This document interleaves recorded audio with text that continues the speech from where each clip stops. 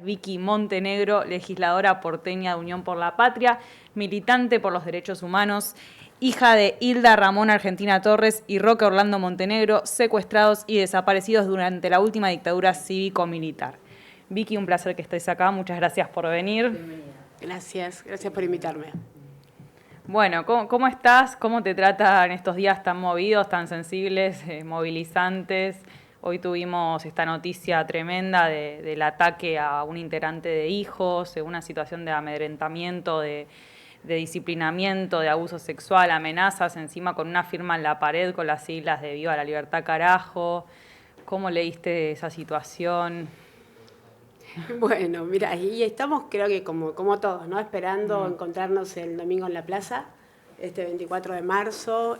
Bueno, por supuesto lo de la compañera moviliza mucho, es una compañera militante muy querida y que pasó por una situación tremenda, que tiene que ver también con una violencia política que hace tiempo viene creciendo en la Argentina y que hoy está avalada nada más y nada menos que por el presidente de la Nación, ¿no? Así que obviamente recibimos muchísimos mensajes de solidaridad hoy en la legislatura, salvo los diputados de La Libertad Avanza, todos los bloques se manifestaron repudiando este ataque a la compañera y eso es muy importante porque habla de una expresión de las fuerzas de la política que no quieren la violencia como instrumento de esta época, ¿no? Pero también la preocupación obviamente que el bloque del presidente de la Nación no tenga un pronunciamiento con respecto a esto. Sí, la verdad que es un momento muy difícil y también un 24 de marzo distinto a otros años, ¿no? En ese sentido, ¿cómo crees que se enfrenta un gobierno que niega o hasta reivindica el terrorismo de Estado? Sí, un 24 totalmente distinto a todo lo que tuvimos hasta ahora, ¿no? Si bien es cierto que durante el gobierno de Mauricio Macri hubo intentos de avanzar en la impunidad, ¿no? El 2x1, hubo funcionarios que intentaban, no, que instalaron, los primeros funcionarios en realidad que negaron la cifra de los 30.000, ¿no? Salieron de la ciudad de Buenos Aires, del gobierno de Macri, de Horacio Rodríguez Larreta. Nunca esta situación. No esto, no un gobierno, un presidente, un candidato a presidente y una candidata hoy ya vicepresidenta de la Nación, como es Victoria Villarruel, que abiertamente reivindica el accionar de las Fuerzas Armadas, que ya hay un proceso de justicia que confirmó que efectivamente cometieron delitos de lesa humanidad, ¿no? La intención siempre de comparar lo que fue la resistencia de los movimientos políticos en la Argentina, como siempre se habla mucho, ellos hablan mucho de la violencia, ¿no? La violencia sin un hilo conductor. Digo, esa violencia de los movimientos revolucionarios o políticos era la consecuencia de la violencia que venía siendo ejercida por el Estado durante décadas. Nuestra fuerza política estuvo 18 años proscripta. Vos no podías ni siquiera mencionar a Perón o Evita.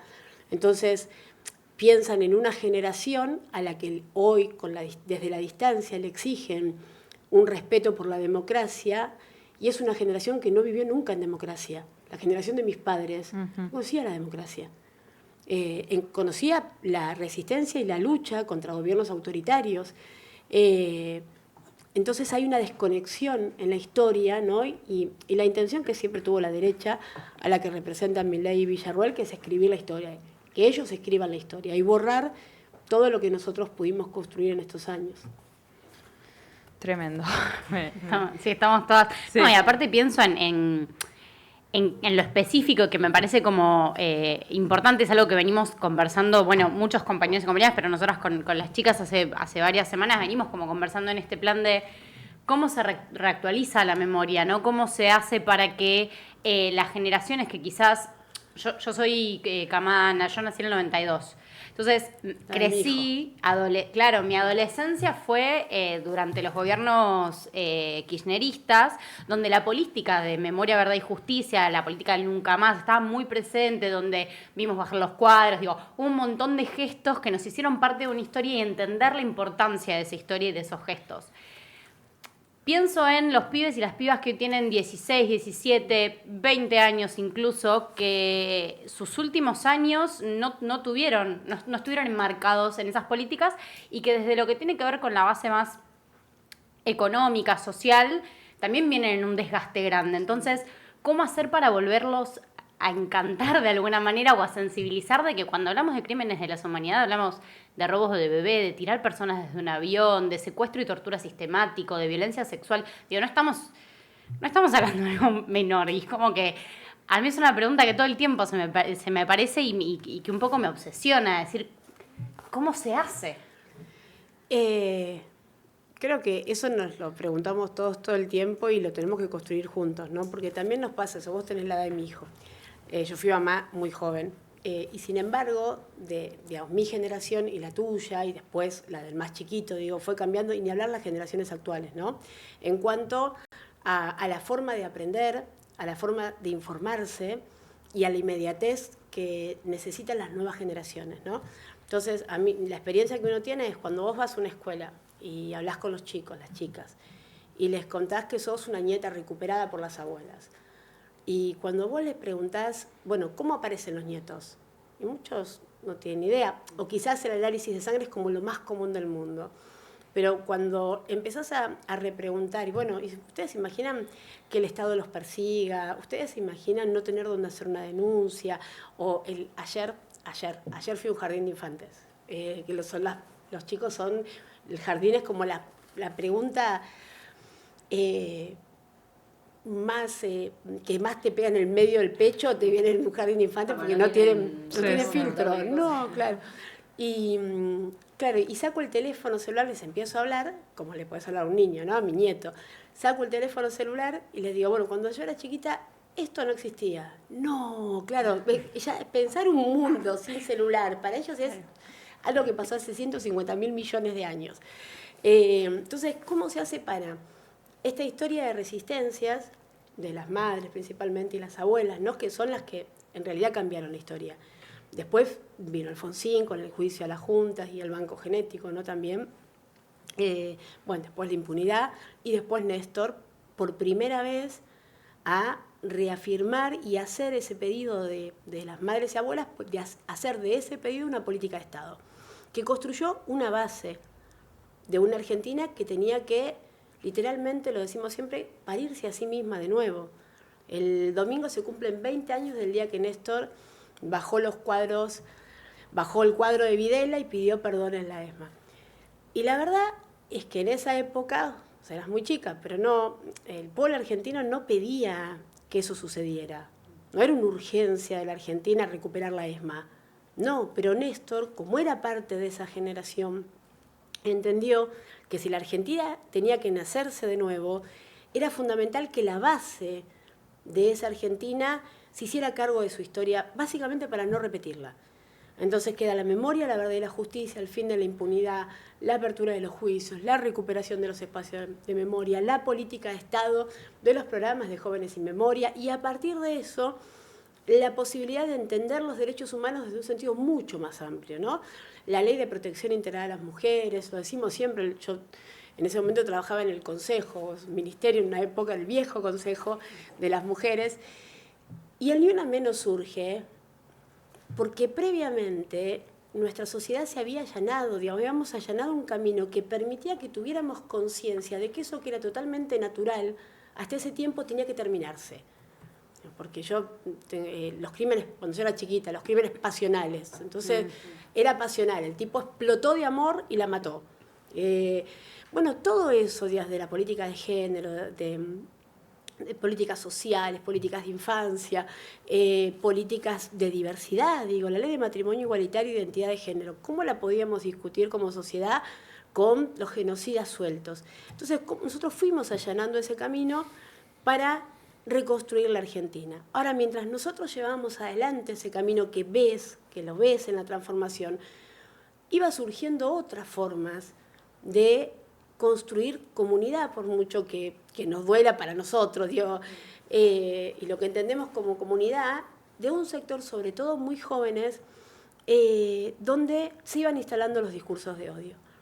Viene el gobierno de Macri, que tiene la definición también de destruir el Estado y de terminar con la política de derechos humanos. El 2x1 es el ejemplo más claro, pero después muchísimas políticas de vaciamiento. Esos son 4 años ya. Y nosotros asumimos e inmediatamente empieza una pandemia que nos tiene casi 2 años sin ver a los chicos. Bueno, acá los tenés. cuando vos vas y te encontrás con los chicos, con los que eran, digamos, tus chicos, con los que vos hablabas, yo siempre he dado muchísimas charlas, ¿no? Y siempre la primera pregunta de los chicos antes era, ¿cuál es tu vínculo con tu papá del corazón? ¿No? Entonces le empezás a explicar que no es una adopción, que el corazón, bueno, uno trata de desarmar, y de repente cuando te volviste a encontrar con los chicos ya era, bueno, pero ¿ustedes qué hicieron? Fundamentame los 30.000. Perdón, pero jóvenes libertarios incluso en las escuelas. Por supuesto, pero nosotros mira, yo desde que se terminó la pandemia, la primera semana, ni bien se abrieron, viste, de la Ciudad de Buenos Aires, se abrieron antes las clases. Sí. Inmediatamente fui a la escuela, yo necesitaba encontrarme con los chicos. Habíamos hecho Zoom, pero no es lo mismo. Y comenzaron, sí, claro. Y después, lo que a mí me permitió identificar que algo estaba cambiando, y ese algo era distinto a todo, es que esa pregunta surgiera de adolescentes, de reingreso en una escuela nocturna, en una villa. Claro. Entonces, son nuestros chicos. Hay algo, hay una forma de bajada de línea, si querés, de un militante que te interpela delante de 200 compañeros. Uh-huh. Hay que pararse delante de 200 pibes, a una beba que fue secuestrada recién nacida, y preguntarme, ¿vos qué hiciste? Sí. ¿Pensás que...? Porque bueno, eso se contrapone directamente con esto que contabas recién de estar en el jardín de infantes y que te hagan otro tipo de preguntas, con otra cercanía. Y tal vez esa cercanía se traduce un poco en un proceso humanizante, si se quiere, en contraposición también a... ¿No funciona? No, te compartimos. Me acerco a Soli, pues de última no me veo. Si esta lejanía que también alimentó la pandemia, la distancia de la pandemia, sirvió también para allanar el camino a este proceso de deshumanización que pareciera que están alimentando algunos sectores, como el presidente mismo. Sí, yo creo que desde el primer día que nosotros recuperamos la democracia, desde el primer día, desde el 10 de diciembre que recuperamos la democracia, los que fueron parte del Plan Cóndor, que fueron todas las dictaduras de América Latina, tenían claro que en algún momento tenían que volver. Ellos siempre quieren volver, es su naturaleza, ellos van a volver, van a intentarlo por lo menos. Sabían que no iba a ser con los tanques, al menos en la Argentina, ¿no? Porque hubo muchos intentos. En toda América Latina hace muchos años que vienen generando enfrentamientos. Lo que pasa es que hubo un gran bloque en un momento, ¿no? De presidentes, Néstor, Lula, Chávez, todo lo que se venía dando en América Latina nos protegía, si querés, de la embestida. Pero siempre estuvo. Fíjate que todos los presidentes de derecha, los candidatos de derecha, son todos... salvando Milei, que ya es un producto, sí, es otra cosa, una mutación, quizás consecuencia de la pandemia, como vos decís, previo, son todos iguales, la misma consigna, los mismos colores, la misma campaña, los mismos eslogans, la misma ropa, los mismos ojos, es como copy-pegue, y después va cambiando un poco el discurso de acuerdo al país. Y las redes sociales, sin lugar a dudas, y nosotros con un problema de pelearnos con la herramienta, que no tiene la culpa la herramienta, y entender que nosotros por supuesto, vamos a ser toda la vida totalmente distintos. Porque ellos tienen que construir, ¿te acuerdas, no? Que grababan la cercanía del... Nosotros solo tenemos que comunicar lo que hacemos, no tenemos que inventar nada, solo mostrar y ayudar, que la herramienta nos ayude a conectarnos con un sector de la sociedad que quiere participar, pero de otra manera. La pandemia creo que sí, lo que hizo fue acelerar ese proceso. Porque básicamente, inconscientemente, la pandemia te decía que el otro ponía en riesgo tu propia vida. Entonces, inconscientemente, el encierro, el temor que todos tuvimos de morirnos, porque la verdad es que cualquiera de nosotros podía morirse en cualquier momento, inconscientemente, por supuesto que tiene que dejar secuelas en una sociedad. Y, lamentablemente, lo que desde la legislatura hace tiempo venimos trabajando, al menos yo desde la Comisión de Derechos Humanos, hace tiempo venía identificando que los hechos aislados, que era una esvástica, ponele, sí, pasaron a ser hechos cotidianos. El ataque a los colectivos, los ataques homodiantes, eran todos los fines de semana. son todos los fines de semana. Entonces había un odio, había algo que estaba creciendo y que era invisible. ¿Por qué? Porque la policía no te toma la denuncia, porque la justicia no avanza y porque las víctimas difícilmente, son muy pocos los que se animan, porque es muy humillante, a denunciar esas cosas. Entonces algo estaba creciendo.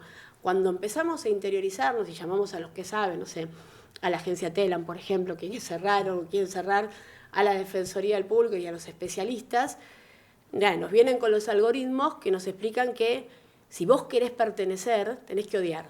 Porque mientras más odie, el algoritmo te va a hacer más ganador, más ganadora. Entonces, para pertenecer a esta nueva comunidad de ganadores, tenés que odiar mucho. Aunque sea jugando. Entonces vas a empezar a jugar a odiar. Pero te van a meter tanta información que vas a terminar odiando. Y en definitiva terminan construyendo el enemigo interno, que somos los kirchneristas, que somos las feministas, que es la cultura y que es todo aquel que piensa distinto. Vicky, cuando vos revisás tu infancia y adolescencia en entrevistas, contás también en primera persona cómo se alimentaba esa cuestión del enemigo interno, como todo esto vos lo viviste en carne propia, ¿no? ¿Cómo sintetizarías hoy, porque entiendo que es algo súper extenso, lo que más aprendiste de ese proceso de reconstrucción de tu identidad? Mira, yo tengo 48 años y tengo más vida de María Sol, que era mi nombre estando apropiada, que de Victoria. Y lamentablemente María Sol fue la primera que me avisó que esto estaba pasando. De hecho, me pasaba cuando hablaba con mis compañeros, había una cuestión de olfato que te queda, de haber transitado cuestiones que uno tiene que vivirlas en la vida y que gracias a Dios muy pocas personas les ha tocado, donde vos identificás que hay cosas que están pasando. Es como si detectaras un olor de algo que es distinto. Entonces vos hablabas con tus compañeros o compañeras, no puede ser, y está haciendo. ¿Entendés? ¿Viste? Cuando, no puede ser, está haciendo. Yo me acuerdo que en las últimas discusiones eran, yo lo que sentía era, vos ves como el mar que se va metiendo, esto es un tsunami. Y quizás nosotros en la felicidad, el resto de los compañeros, de lo que somos nosotros, ¿no? De la potencia de nuestra lucha y de nuestra realidad, de lo que entendemos el bien, íbamos ganando playa. No, se viene el tsunami. Pero esa era María Sol que te alertaba. Ahora, no, María Sol, digamos, vos sos una persona, sí. la persona es una sola. Sí. La mayor parte de mi vida fui María Sol y fui literalmente, como muchos hijos y nietos, criada por una persona que tenía un objetivo político que tenía que ver con recuperar mi sangre para un proyecto político, del bien, para el lado del bien, digamos. Entonces la construcción del enemigo fue tan grande que una vez que yo aparezco y sé la verdad, tardé 7 años en entender que mi mamá era una persona, porque mi papá era la subversión. Ellos eran la otra edad, era un enemigo, era una mancha, era una pared, no sentían, eran otra cosa. Nosotros éramos los buenos, nosotros, María Sol y Germán, mi apropiador, y Mari, y la otra edad. Entonces, tengo lamentablemente la experiencia de saber cómo funciona esa, digamos, la deshumanización, claro, que hablábamos, la capacidad del odio de cooptarte y de lograr que vos tomes una distancia del otro, en el cual el otro ya deja de ser el otro y es lo otro, que es un poco lo que pasa ahora, ¿no? Lo otro. Entonces, ¿me duele algo? Sí, me moviliza. Ahora, si es si es feminista, si tiene el pelo pintado de algún color, ya no me importa. No me importa, no tiene que ver con el lado de la gente bien, digamos. Y eso sí te permite identificar qué es lo que está pasando desde antes, y vos lo ves y es lo mismo. Es lo mismo, cambió la forma. No hay tanques por ahora porque quieren llevar los militares a Rosario, pero cambia la forma, pero el objetivo de que el odio destruya los lazos de solidaridad es el mismo. Pero también es el mismo temor, porque ellos saben que en cuanto uno puede como quitarse la venda y ver la realidad, ahí está, es como cuando vos contabas, eras chiquita y lo viste a Néstor y algo cambió y vos lo viste, vos lo viviste, vos sabés que eso existe. Cuando a vos te atraviesa la verdad, te atraviesa el amor, si querés, o te rescata el amor de toda esa locura, vos podés construir tu vida desde un lugar distinto. Y creo que el desafío que nosotros tenemos, y pensando en la pandemia también, que le rompió la cabeza un montón de gente, literal, le rompió la cabeza un montón de gente, es volver a hacer ese ejercicio que hicieron las viejas en algún momento. A las madres y a las abuelas las escupían en la plaza. Las negaban, les decían locas, las escupían. Y siguieron, y después hicieron todo un ejercicio para explicar una cuestión que debería ser lógica. Che, me mataron, no sé dónde está mi hijo, busco un bebé. Y se tuvieron que bancar que muchas veces las maltraten también, y siguieron. Y a un montón nos rescataron, digo, a mí en mi propia vida. Yo siempre digo, no era Estela, era la Carlotto.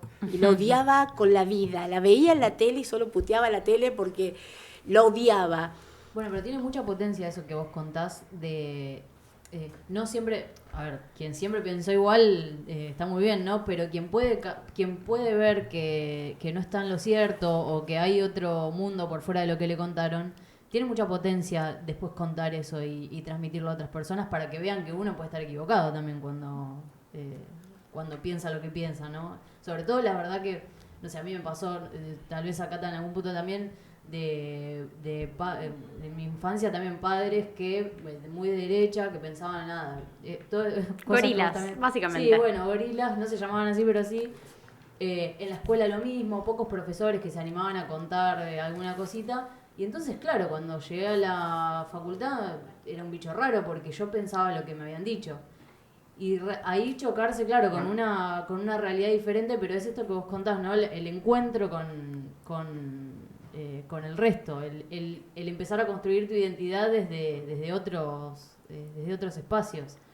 ¿Qué otros espacios tenemos hoy para poner en funcionamiento o para potenciar y que se puedan incluir esas personas que por ahí quedaron por fuera de esta identidad argentina, que es también la identidad argentina, ¿cierto? Es nuestra historia. Sí, yo creo que nosotros los espacios los tenemos, lo que estamos siendo atacados claramente, y lo que tenemos que hacer, me parece, es como intentar que nuestros espacios puedan volver a abrazar a un montón de personas que realmente están muy confundidas. Digo, no te hablo de quien reivindica abiertamente el terrorismo de Estado, digo, no, hay personas que no les interesa ni un poco la humanidad de nadie que no sean ellos mismos. Pero en el medio hay un montón de gente que solo está confundida. Entonces, por ejemplo, imaginémonos, ¿no? Lo que nos pasa, yo soy militante, con nuestras compañeras. Y nuestras compañeras hoy, con mucha suerte, día por medio los chicos toman leche, digo, la rebajan con mate cocido. Entonces, las discusiones que nosotras podemos dar, a veces, quizás, a ellas no las representan, aunque sí luchemos por ellas. Entonces viene una mujer liberal y le dice, yo soy mamá, yo te entiendo, y estas feminazis que odian a los hombres, y que fíjate cómo en 2 minutos depositan la maldad en nosotras, ¿no? Las que queremos que se divorcien y queremos destruir familias y atacamos las infancias porque los niños mienten, porque somos resentidas y porque qué sé yo. Entonces, ¿cómo hacemos nosotras para estar cerca de nuestras compañeras, de nuestras mujeres, de aquellas que más padecen y que más van a padecer esta violencia? ¿Cómo repensamos? Yo creo que lo hablábamos antes de arrancar el programa, es un momento en el que hay que repensarlo todo, inclusive cómo transmitimos la memoria, cómo discutimos, pasa esto, ¿no? La violencia armada, pero ¿por qué eran violentos? ¿Por qué mi mamá a los 16 años salió a jugarse su propia vida? Si mi mamá quería vivir, ¿qué era lo que pasaba? ¿Quiénes eran los responsables de la violencia con la que mi mamá y mi papá y mis tíos, que también están desaparecidos, crecieron? Entonces, ¿cómo nos animamos a dar nuevas discusiones que pongan luz, que reivindiquen todo lo que construimos, pero que principalmente nos den fuerza para superar esta tiniebla que significan Milei, Villarruel y compañía, y además para estar absolutamente decididos de que esto, así como fíjate que nosotros logramos que la dictadura termine, logramos voltear a esa dictadura, ¿cómo no vamos a poder resistir a un gobierno de payasos? Digo, en serio, nosotras, esto, ni una menos, salimos y dijimos, se acabó, esto hay que discutirlo, ¿qué pasa con la violencia? ¿Dónde estamos? ¿Cuál es el lugar que tenemos? ¿Es incómodo? Claro que es incómodo, siempre va a ser incómodo. Y quizás sí en el último tiempo, en nosotros, de nuestra gestión, digo, del gobierno de Alberto y de Cristina, en el último tiempo, muy condicionados por la deuda y por la historia de siempre, lamentablemente, en nuestro país, en nosotros se desdibujó. Y el problema es cuando en nosotros no está claro. Bueno, ¿qué somos nosotros, nosotras? Somos la resistencia, siempre fuimos la resistencia.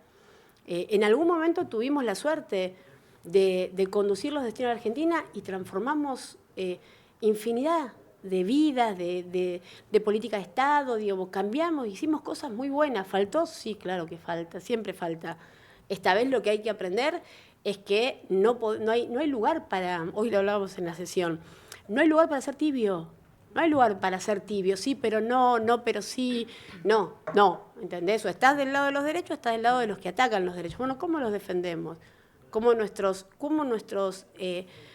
lugares de pertenencia abrazan para rescatar a aquellas personas que hoy están sumergidas, ahogadas, asfixiadas por este discurso tremendamente odiante de Milei y Villarruel y toda esa manga de sociópatas, te diría. Y en esto de repensarlo todo que decías y que hablábamos un poco antes, viste que el negacionismo tuvo en todos estos años como esa forma de actualizarse, como desde el algo habrán hecho a la teoría de los dos demonios, y ahora aparecería como en esta clave de memoria completa, ¿no? Que trae Victoria Villarruel, pero digo, más allá de sacarlo de esa figura que me parece siniestra y no de reivindicar, pero digo, ¿crees que se puede repensar algo en esa clave de algo de lo que plantean sobre esa memoria completa? ¿Se puede repensar desde nuestra forma de comprender los procesos de memoria, verdad y justicia? A ver, yo me acuerdo hace poquito hicieron un acto en la legislatura porteña, era por víctimas y nunca, yo ni siendo María Sol, ni siendo Victoria, nunca dejaron de movilizarme las víctimas. No es que hay una víctima que valga más que otro, no hay un dolor que sea más grande que el otro. Para un hijo que pierda a su padre, para un padre que pierda a su hija, un hermano, un compañero, el dolor, siempre la pérdida es enorme, eso no está en discusión. Ahora hay una diferencia abismal entre un acto, pongámosle, de una fuerza política, revolucionaria, que se da en un contexto y que cometen determinadas personas, a un crimen de lesa humanidad que lleva adelante el Estado. Cuando vos querés que esto sea lo mismo, hay un problema, pero hay un problema, no es un problema personal, porque vos pensás, no sé, en nuestro caso, nos matan a nuestros padres, nos apropian, nos roban más de la mitad de nuestra vida, en mi caso, los que todavía no aparecieron, toda su vida, 45, 46, 47, 48 años, que nadie te va a devolver. Entonces vos decís, ¿por qué es importante que la memoria esté vigente? Y la importancia de la memoria y de nuestros testimonios que intentamos, que damos, es que nunca más se repita la historia. Entonces, el problema de quienes intentan banalizar lo que fue la dictadura cívico-militar o hablar de los dos demonios o que los genocidas, que son pobres abuelitos, vuelvan a su casa, no le importan ni los genocidas, ni le importan nuestros desaparecidos. Lo único que les importa es repetir la historia. Ellos necesitan repetir la historia. Y cuando digo ellos, no digo ni Milei ni Villarruel, porque ellos tienen sus propios jefes, que son los jefes de los militares que hicieron lo que hicieron, que fueron juzgados, pero el poder económico nunca estuvo juzgado, y son los mismos que hoy están saqueando la Argentina. Entonces vos fíjate, cuando vos hablas con los chicos en la escuela, entonces les tratás de explicar. El otro día un profe decía, imagínense que de repente todo Instagram, todo Twitter, todo, ¿cómo le explicás a los chicos? Bueno, en esa época, ¿cómo instalas un sentido común que haga que si vos estás escuchando gritos y pedidos de auxilio, cierres la cortina y subas la música para no escuchar? ¿Qué te pasa como persona? Uh-huh. ¿Qué es lo primero que hacen? Se quedan con el papel. Entonces le contás que en esa época la única forma de informarse era con el diario. Y ese diario empieza a generar, a instalar un sentido común, el bien y el mal. hay una guerra contra la subversión, el elemento a eliminar, el malvado, el que te hace daño, y nosotros somos los buenos. Papel prensa, Clarín, el grupo Clarín, La Nación, son los dueños de toda la comunicación. Entonces son los que te instalan lo que está bien y lo que está mal. Cada tanto explota, obviamente, porque después la realidad cuando vas a comprar, cuando pagás el alquiler o cuando querés pagar las cosas, en determinado momento ya se desborda y se acaba todo. Pero ellos nunca pagaron nada. No devolvieron las empresas que se robaron. Mauricio Macri, la familia de Macri, se vio beneficiada porque Sturzenegger, Cabal, y vos decís, che, ¿en serio? Son los mismos apellidos, porque vos decís, bueno, tenés un complot, ¿viste? Cuando empiezan esos complots así, sí. Bueno, es difícil. Son los mismos apellidos, son los mismos tipos, es el mismo tipo. Entonces, digo, ¿entendés? Es la misma historia. Bueno, ¿cómo hacemos? Ellos son los mismos, ¿nosotros somos los mismos? No, nosotros no somos los mismos. Nosotros aprendimos. Fíjate que nos han hecho todo lo posible para que reaccionemos violentamente. Hace años que intentan que nosotros habilitemos la violencia. Y nosotros no les vamos a dar el gusto, porque no necesitamos de la violencia. Porque esta mentira en muy poco tiempo se va a terminar y nuestro pueblo se va a despertar. El otro día hablaba con Dora Barrancos, la amo, y cuando señalicé en mi casa que no pudo venir porque estaba en una actividad en... No era Neuquén. Bueno, estaba en una actividad, me llamó Dora contándome dónde estaba, y en un momento, bueno, hablábamos de todo lo que fue eso, y me dice una frase de Hannah Arendt, el mal también se cansa. Así que creo que nos toca eso, cansarlos. Con mucha política de derechos humanos, con mucha organización, con mucho feminismo, con mucho lenguaje inclusivo. Vos sabés que yo nunca usé el lenguaje inclusivo, es una cuestión generacional, ¿viste? Nunca lo usé, me encanta. A veces tengo compañeritas muy jóvenes que te hablan todo con lenguaje inclusivo y a veces es difícil seguir. Se hablan rápido y se habla rápido y con lenguaje inclusivo es como me perdí en la mitad de todo lo que dijo. Pero ahora, por ejemplo, es esto, sé que les fastidia todo. Hola a todos, es como, sé que te fastidia, me encanta. Ahora me encanta. Creo que sí. No sé si te respondí, creo que me fui por la rama. Creo que no lo sabemos, igual tampoco, como si eso que decías, de la respuesta construida. Son marcos interpretativos muy diferentes, ese es el punto. Sí, y no hay que tenerle miedo a ninguna discusión. Nosotras las podemos ganar todas. No hay que tenerle miedo a ninguna discusión. Y hasta podemos convencer a algunas que no entienden nada de la vida, que como decía la diputada, las tengo negada. ¿Cómo se llama la que se disfrazaba? Limones. Nada, llegamos porque no había mujeres, son todas de izquierda. Entonces, ¿no la escuchaste? Sí, la escuché. Bueno, nada, llegamos, entonces alguna que más o menos raspá y le mostrás cómo es el camino tranquilamente. De cuanto se despierte va a decir, no, ¿qué hago acá? Y me voy. Vamos por la movida. No, para ella no. No ella. Creo que ella va a estar un poco difícil. Vicky. No dije ella, digo alguna que hayan agarrado en esa volteada. Siempre cerramos todas las entrevistas preguntándole a los entrevistados con por la definición de alguna palabra.